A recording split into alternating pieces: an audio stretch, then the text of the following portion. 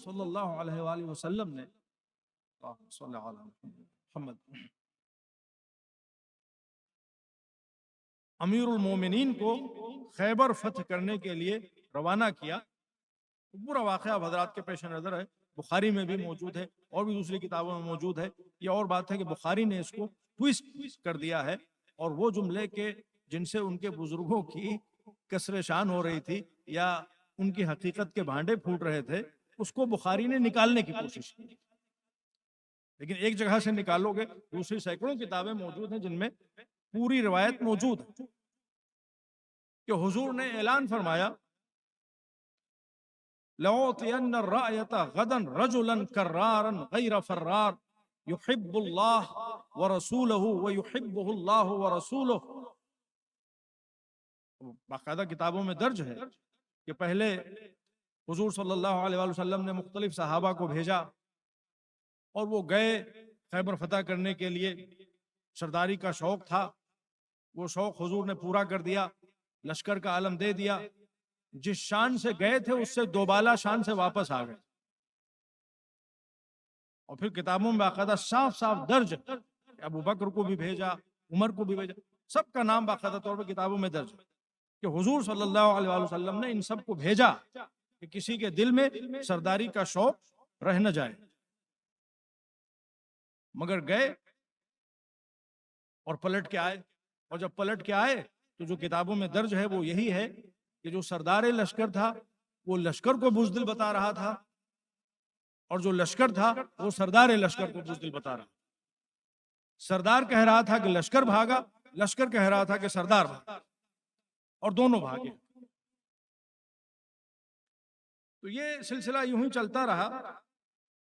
اور پھر اس کے بعد حضور نے اعلان کیا لَأُعْطِيَنَّ الرَّائَةَ غَدًا، کل میں علم اس کو دوں گا جو مرد ہو، رجلن، جو مرد ہو. یہ جو جا رہے تھے کیا تھے؟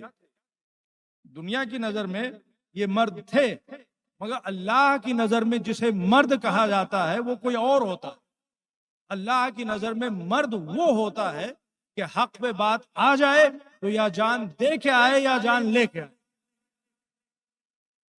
رجلن کرارن، جو کرار ہو، بڑھ بڑھ کے حملے کرنے والا، غیر فرارن، جس کے پیروں میں لغزش نہیں ہوگی اللہ کی راہ میں جہاد کرتے ہوئے، اس کے پیر اکھڑیں گے نہیں.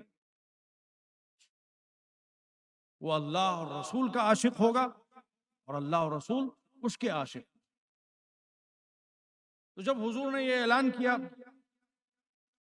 تو اب جو کتابوں میں درج ہے وہ یہ ہے، اور یہ تمام کتابوں میں موجود ہے، بالکل اکیڈمک انداز بات کر رہا ہوں، سنی شیعہ تمام کتابوں میں درج ہے کہ خود صحابہ کہتے ہیں کہ رات بھر ہم انتظار کرتے رہے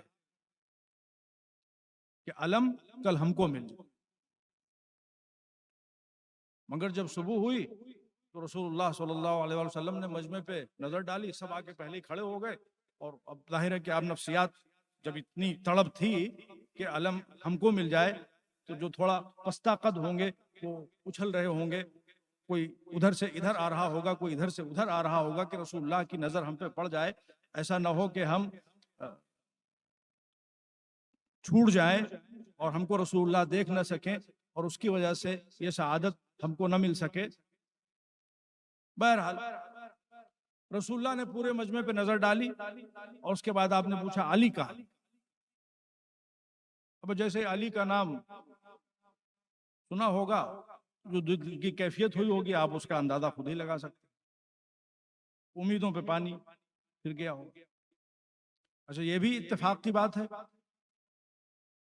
کہ کل رات بھر علم کا انتظار کرتے رہے اور آج علم کو چھونے سے بدعت اور کفر کے فتوے لگ رہے. اگر علم کو چھونا، علم کو اٹھانا بدعت اور کفر ہے تو پھر وہ جو رات بھر انتظار کر رہے تھے ان کا رات بھر انتظار کرنا کس دائرے میں آئے گا؟ رات بھر جاگے تھے کل علم کے لیے، آج چھونے سے ہاتھ جلتے ہیں.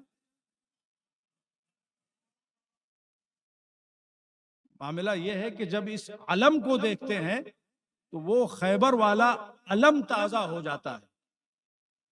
علم کا مطلب ہوتا ہے درد، بے چینی، رنج و علم. اس علم کو دیکھ کر وہ پرانا رنج و علم تازہ ہو جاتا ہے، لہذا علم کی مخالفت ہوتی ہے۔ تو مولا علی کے دست مبارک میں رسول اللہ نے علم مبارک دے دیا، اور علم مبارک لے کے مولا علی آگے بڑھے۔ جیسے ہی آگے بڑھے، ابھی آگے بڑھنے ہی والے تھے کہ رسول اللہ نے روکا اور ایک جملہ کہا۔ اب دیکھیں ہدایت کی اسلام میں کتنی امپورٹنس ہے۔ وہ جملہ یہ تھا، لِأَن يَهْدِيَ اللَّهُ بِكَ رَجُلًا وَاحِدًا خَيْرٌ لَكَ مِمَّا طَلَعَتْ عَلَيْهِ الشَّمْسُ۔ اے علی، تم جا تو رہے ہو خیبر فتح کرنے کے لیے، مگر تمہارے پیش نظر لوگوں کو قتل کرنا نہیں ہونا چاہیے، تمہارے پیش نظر قلعوں کو فتح کرنا نہیں ہونا چاہیے، تمہارے پیش نظر مال غنیمت نہیں ہونا چاہیے۔ مولا کے تھرو رسول اللہ امت تک یہ پیغام پہنچا رہے تھے، اس دور کے مسلمانوں کو بتا رہے تھے، آج کے مسلمانوں کو بتا رہے تھے، قیامت تک کے مسلمانوں کو بتا رہے تھے، ورنہ علی اور نبی وہ تو دونوں ایک ہی نور کے دو حصے تھے۔ لِأَن يَهْدِيَ اللَّهُ بِكَ رَجُلًا وَاحِدًا، اللہ اگر تمہارے ہاتھ سے، اللہ اگر تمہاری زبان سے، اللہ اگر تمہارے ذریعے سے کسی ایک آدمی کو ہدایت دے دے، خیر لک مما طلعت علیہ الشمس، تو یہ ہر اس چیز سے بہتر ہے جس پر سورج کی روشنی پڑتی ہے۔ یہ اسلام میں ہدایت کی عظمت ہے۔ اور پھر اس کے بعد مولا علی گئے اور خیبر فتح ہو گیا، اور ظاہر ہے ہدایت کا دروازہ کھل گیا۔ اب بات یہاں پہ آ گئی تو میں صرف اشارتاً ایک بہت خوبصورت پوائنٹ ہے خیبر کے حوالے سے جو عام طور سے بیان نہیں ہوتا، وہ میں آپ کی خدمت میں بیان کر دوں، اور اس کو آپ نان مسلمز کے سامنے بھی بیان کیجیے۔ جس ملک میں آپ رہ رہے ہیں، ہم میں سے ہر مسلمان حقیقت میں اسلام کا علمبردار بن کر رہے، اور یہ جو ہدایت کی گفتگو ہو رہی ہے، ہدایت کا مطلب یہ نہیں ہے کہ آپ 8 سال 10 سال قم میں پڑھے ہوئے ہوں، 10 سال 20 سال نجف اشرف میں پڑھے ہوئے ہوں پھر آپ کسی کو گائیڈ کر سکتے ہیں۔ نہیں، اکثر لوگ، میں بالکل پتے کی بات آپ کو بتا رہا ہوں، اکثر لوگ جو اسلام کی طرف اٹریکٹ ہوتے ہیں، اکثر نان مسلم جو اسلام کی طرف اٹریکٹ ہوتے ہیں، وہ ہمارے ذریعے سے اسلام کی طرف اٹریکٹ نہیں ہوتے، وہ آپ کے ذریعے سے اسلام کی طرف اٹریکٹ ہوتے ہیں۔ آپ کے اچھے کردار کو دیکھ کر، آپ کی فکر کو دیکھ کر، آپ کی پائٹی کو دیکھ کر، آپ کے رائچسنس کو دیکھ کر، آپ کی مورالٹی کو دیکھ کر، آپ کی ڈگنیٹی کو دیکھ کر، آپ کی کریڈیبلٹی کو دیکھ کر، آپ کی رسپانسبلٹی کو دیکھ کر وہ اسلام کی طرف اٹریکٹ ہوتے ہیں۔ حضور نے صرف مولویوں سے نہیں کہا ہے، پوری امت سے کہا ہے، کونوا دعاة الناس بغیر السنتکم، بہترین اسلام کی دعوت وہ ہے کہ جو زبان چلا کے نہ ہو، کردار کے جوہر کے سہارے ہو۔ اور جتنے لوگ بھی حلقہ بگوش اسلام ہوتے ہیں، میجورٹی آف دیم وہ اسلام سے متعلق کتابیں پڑھ کے مسلمان نہیں ہوتے، قرآن پڑھ کے بھی مسلمان نہیں ہوتے۔ کسی مسلم مرد کا، ہماری کسی مسلم بہن کا کردار دیکھ کر وہ متاثر ہوتے ہیں، ان کا رکھ رکھاؤ دیکھ کر وہ متاثر ہوتے ہیں، اور پھر اس کے بعد وہ اسلام کے بارے میں ریسرچ کرنا شروع کرتے ہیں، تو پھر اسلام کی حقیقتیں ان کے سامنے آشکار ہوتی ہیں، اور یہاں سے ان کے اسلام کے سفر کا آغاز ہوتا ہے۔ تو آپ اپنے کو انڈرمائن نہ کیجیے، آپ بہت انفلوئنشل ہیں، اور ان مجلسوں کا اصل مقصد یہی ہے کہ ان مجالس حسینیہ کے ذریعے، ان امام حسین علیہ الصلوۃ والسلام کی درسگاہوں کے ذریعے آپ سبق سیکھیں، اور پھر اس کے بعد معاشرے میں اسلام کے علمبردار بن کر آپ زندگی گزاریں۔ کوئی مسلمان ہوتا ہے نہیں ہوتا وہ الگ معاملہ ہے، مگر آپ اپنے طور پہ کوششیں کریں، اپنے کردار کے ذریعے کوششیں کریں، اور جن کے اندر آپ صلاحیت دیکھیں ان سے آپ گفتگو بھی کریں، ان تک آپ حق کا پیغام اپنے انداز میں پہنچانے کی کوشش بھی کریں۔ یہ ہر ایک کی ذمہ داری ہے۔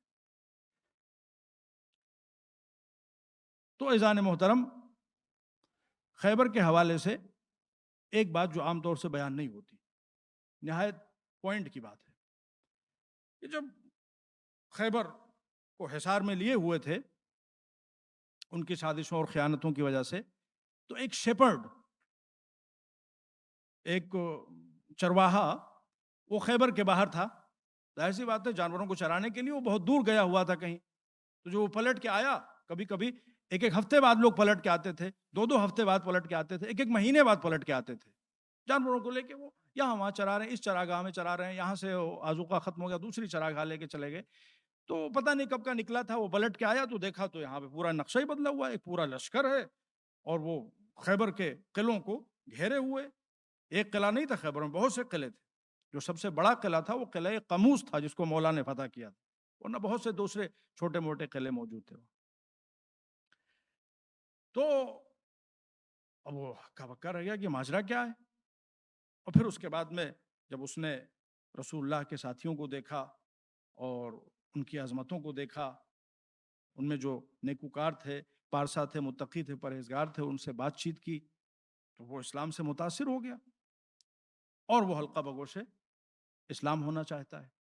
اچھا اس وقت یہ آپ حضرات سنتے رہتے ہیں کہ 39 دن گزر چکے تھے، مسلمان یہ سوچ کے نہیں آئے تھے کہ اتنا لمبا عرصہ لگے گا خیبر کو فتح کرنے میں. تو جو آذوقہ وغیرہ اپنے ساتھ لے کے آئے تھے وہ سب آلموسٹ ختم ہو چکا تھا. تو شدید بھوک کی کیفیت تھی. اب جب اس نے دیکھا کہ میں تو مسلمان ہونا چاہتا ہوں اور میرے یہ دینی بھائی ہیں، یہ سب بھوک سے نڈھال ہیں، ان کے پیٹ جو ہے وہ پیٹ سے چپک چکے ہیں بھوک کی وجہ سے، اس نے کہا یہ بھیڑیں موجود ہیں، لے کے ذبح کرو. اب آپ سوچیں کہ کتنی خوشی ہوئی ہوگی، کتنا جوش طاری ہوا ہوگا، اور وہ بھی فری میں بھیڑیں مل رہی ہیں.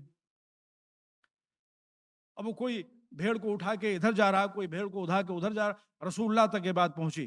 بس جیسے ہی رسول اللہ کو یہ پتا چلا کہ لوگ بھیڑوں کو ذبح کرنا چاہتے ہیں، آپ نے لوگوں کو روکا، خبردار کوئی کسی بھیڑ کو ہاتھ نہ لگائے. اسلام کون سا دین ہے اور اسلام کیسے پہنچا ہے لوگوں تک. اور پھر رسول اللہ نے اس شیپرڈ کو بلایا اور اس سے کہا کہ کیا بات ہے. کہا کہ میں مسلمان ہونا چاہتا ہوں اور یہ بھیڑیں میں نے مسلمانوں کو دے دی. حضور نے فرمایا کہ یہ بھیڑیں تمہاری ہیں؟ اس نے کہا نہیں. کہا کس کی ہیں یہ بھیڑیں؟ کہا کہ خیبر کے یہودیوں کی ہیں. کہا پھر تمہیں حق کیا ہے دینے کا کسی اور کو؟ کہا کہ یا رسول اللہ آپ کے دشمن ہیں، آپ کے خون کے پیاسے. حضور نے کہا ہوا کریں دشمن، خون کے پیاسے ہوا کریں، مگر امانت میں خیانت نہیں ہو سکتی. امانت میں خیانت نہیں ہو سکتی. تمہارا اسلام میں اس وقت تک قبول نہیں کروں گا جب تک تم یہ بھیڑیں خیبریوں تک، یہودیوں تک واپس پلٹا کے نہیں آتے ہو. پہلے ان بھیڑوں کو لے جاؤ اور یہودیوں کو واپس کرو، پھر اس کے بعد آؤ، میں تمہارا اسلام قبول کروں گا. وہ لے کے گیا بھیڑوں کو، تمام بھیڑوں کو اس نے واپس کر دیا. واپس آیا اور اس نے کہا اشہد ان لا الہ الا اللہ و اشہد ان محمد رسول اللہ. اور حضور نے اس کو اسلام صرف قبول نہیں کیا بلکہ شہادت کی اور جنت کی بشارت بھی دی، اور وہ اسی معرکے میں شہید راہ خدا ہو کے خلد بری پہنچ بھی گئے.